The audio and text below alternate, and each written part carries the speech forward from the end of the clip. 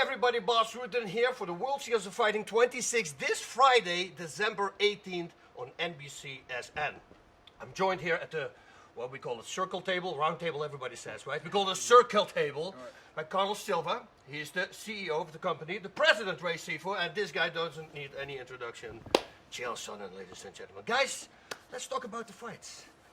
What fight interests you the most tomorrow, Ray? The main event obviously interests me a lot, especially because Lance Palmer is a dominant champion. Out of the three guys that has captured this title, he's the first one to actually defend it successfully. So now he's facing a guy in Alexander Almeida, who has a really interesting story because Alexander, his first two pro fights, he lost. And most times guys don't really continue fighting after losing your first 2 to 3 pro fights.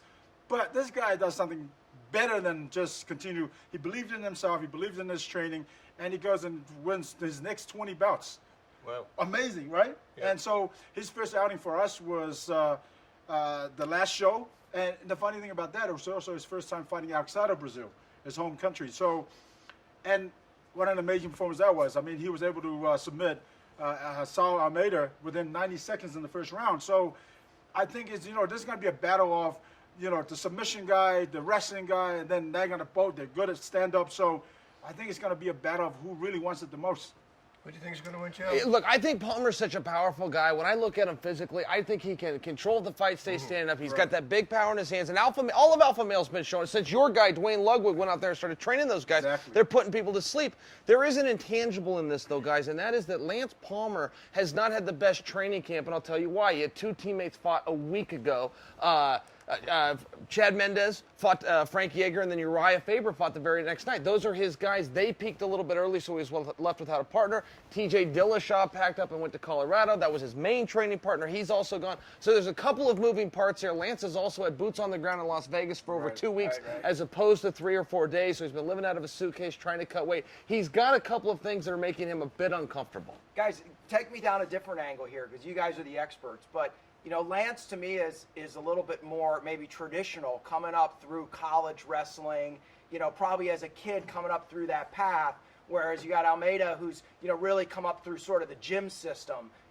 How does that play out against each other? Because, for me, not being, embedded the way you guys have been for, so long, I kind of look at that matchup and it intrigues me. Now, Chael already touched on it. He said Dwayne Ludwig came in and he changed these guys. They're knocking people out left and right. Lance Palmer, we say it every time, 4-time All-America, really good wrestler. Right. His opponent, Almeida, he's really good on the ground. 13 submission victories. I mean, this guy's submitting everybody, but it's not going to go to the ground. I don't believe that Lance Palmer will allow a go to the ground. Although he's a great submission guy himself, but why would he go play to the strengths of his opponent? So he's going to try to keep the fight on the feet, and he's going to try to knock him out. That's what I think. Interesting. That's what he should do. Now, I think that this is the toughest weight class in the entire sport. UFC, World Series of Fight. I just think this is the toughest weight class, arguably with 155 pounds. Almeida's the #1 contender by a lot. He had an elimination fight. He won it in the first round by submission. This guy's nasty, but he's got certain positions. He has to be able to find certain positions. If Lance can stop those, like Boss was talking about, keep it on the feet, I think it'll protect him a little bit. But all hell breaks loose in that cage, man. We can sit here and tell what he should do. Right. What he should do that you don't want to be in. Exactly. Yeah. What do you do? Well, again, you go back to his last fight against Saul Almeida. Saul Almeida is very good on the ground, but we didn't expect that to happen to end so fast, and yet it ended in 90 seconds. So, exactly, we can talk about it all night long. The fact of the matter is, that fight could last 30 seconds. Who knows, right? Yeah, people can trip, I always say. They have these wrestlers, they always say, oh, well, nobody's going to take me down. I say, dude, you can trip. That's or right. you can hit. That's right. It's one of the two. Aussie, and this last name, Dugalupgov. That's apparently the way to pronounce his name. Correct, Dugalupgov. Right? It's like a turkey almost. Dugalupgov. That's what I always think about. Now I will never forget. And neither will anyone else. Versus Nick Heron Webb. I asked him about the last name yesterday. He says, yeah, my mom and dad just decided to put both last names together. I thought it was a weird last name. What's going to happen there? Webb is a really good submission guy as well. And Dugalupgov is pretty much good everywhere. Right, and that's exactly right. Ozzy's last name, I'm not going to go but Ozzy's last fight, amazingly enough, he won with the spinning hook kick, which, again, I've said this time and time again, it just goes to show how MMA's evolved so much in terms of the athletes, in terms of the media coverage, and everything that's to do with mixed martial arts. And Ozzy broke his opponent's arm with a spinning hook kick. You know, again, you don't see many wrestlers that throw spinning hook kicks the way he does. You know what I mean? So, again, another interesting fight. Yep. Because you got guys who are both very good on the ground, but they're also very good, you know, when they actually mix it standing up. Yeah, Ozzy seems to set all of his offense up with a jab, which is like the most basic strike. He gets everything going with that. And that's where 101 goes out the door for him. He starts getting crazy after that. He looks like Anthony Pettis and John Jones. I mean, he starts doing really weird stuff. I think, though, if you're Nick, and I've been in Nick's shoes, where you're looking at a guy, you watch the tape on that, the guy's doing some really weird stuff. It creates an anxiety when you go in there thinking, now, what do I have to look for? It gets very confusing. So Nick really needs to just focus and try to make this simple, in my opinion, and get his hands on him. So how do you keep that out? I mean, you get in the cage, the crowd's going crazy. You've got a game plan, you know, and maybe that game plan is to get a guy on the ground. But do you start thinking, I want to please the crowd and knock him out, and really, you know, and do something that takes you out of your game? And is that when, you know, you trip? That's that's what can happen then. But it's all about who the fighter is. You know, can he deal with the pressure? We were talking about it yesterday. Do they have a backup plan? A lot of guys don't have a backup plan. I have 3 plans going in. Right. You know, because it might not go my way like it always goes in the gym. In any sport, sometimes it doesn't go your way. Sure. And pressure does a lot to people. You know, it's also easy for actors to act in front of a mirror until the camera's on your face, and every shot's going to take you $30,000 if you miss one. You know, now there's no room for mistakes. You know, my friend used to say it always. You know, you have this board. 20 feet tall, you walk over it on the ground, no problem, but to put it in between 2 buildings, big problem, and that's what fighters have. And now some fighters, they thrive on that, and they can keep going with it, but other fighters, they just, freeze up, And especially when they get the pressure. Don't let Ray weigh in on this, because he was a crowd pleaser. When he go in the ring, if the crowd wanted to see him kick a 6'5" guy in the head, he would find a way to kick that guy in the head. I mean, he was like listening out there and always pleasing it. I was a little more conservative myself. I just wanted to get that hand raised and get to the back, but that's a different thing for different fighters, I think it's even funny sometimes, even if you have a small injury, those are sometimes the guys that win, because they're the guys that stick to a plan, because they know that you know, this thing might hurt, so they stick to this plan around the thing that they're healthy with, and sometimes that simplicity brings a win, because you don't get overcomplicated and try and get fancy, because not everyone's fancy pants like Ray. That's exactly right. Basics always win it, and think about the crowd pleaser, you and Mark Hunt. You know, that was the craziest fight. They both dropped their hands, and okay, you hit me, Your and turn. now I'm going to hit you. Back and forth. Right, People got nuts. And you know, the game plan for that fight, and you know, was to go out there and stick and move. I knew I was quicker than Mark, but as soon as Mark came out, you know, like a bull, and started swinging, I'm like, all right, this is how we're going to do it. So it became a slugfest rather than a technical fight. But it became the fight of the night. Everybody was talking about that. Exactly. But yeah, it comes back to, you know, this is what I say to my students.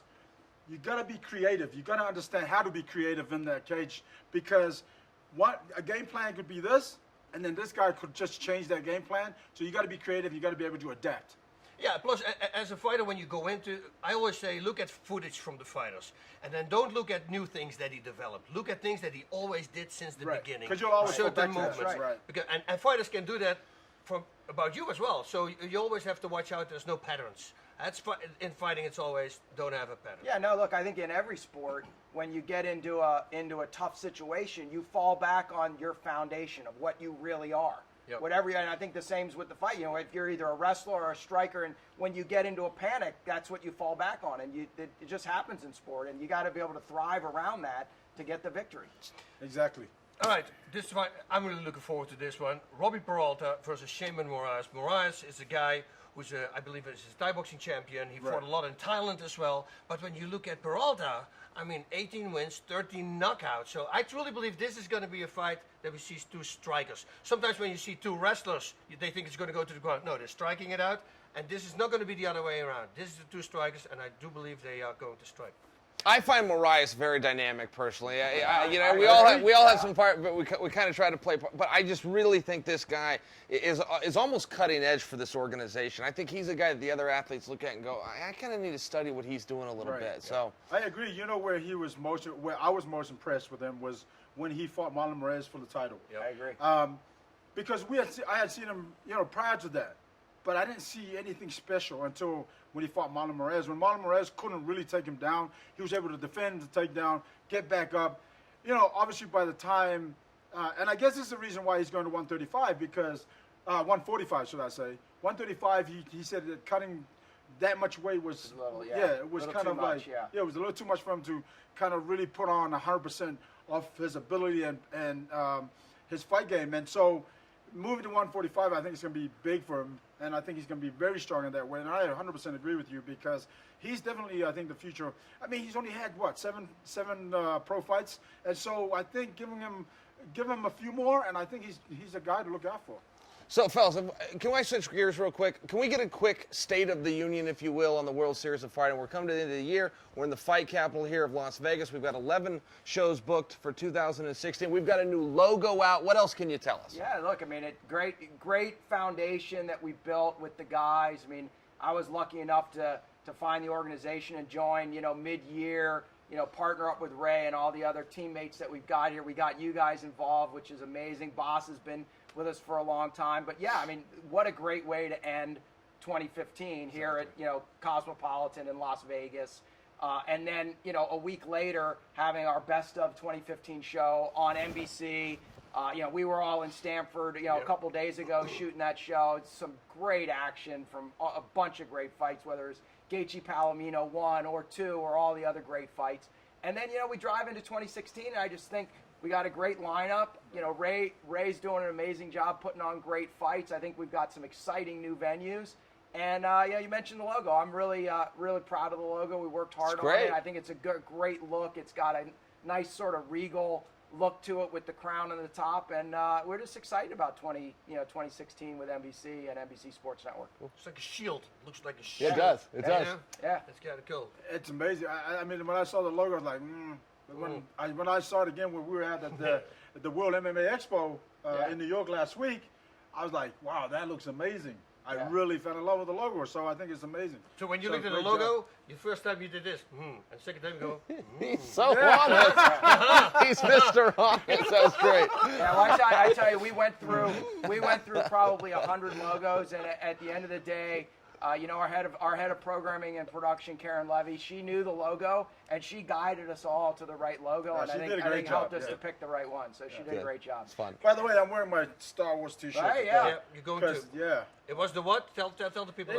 Star Wars was the first movie that I seen on the big screen. I think I was probably 8 years old at the time, so They I had to represent. Theaters, in New Zealand. They had theaters at the time. And that's the original cast, too. So have you been hanging on to that shirt for yeah, about for a while now. This is the 25 years? This is the original cast. Should watch that thing, champ. I mean. There you have it. The Circle Table. That's a bad name, man. We got to come up with a better name. The Round Table. But not everybody does the Round Table. Okay. Don't forget to watch tomorrow. NBCSN. World Series of Fighting 26. Friday, December 18th. Godspeed, everybody. Thanks, guys.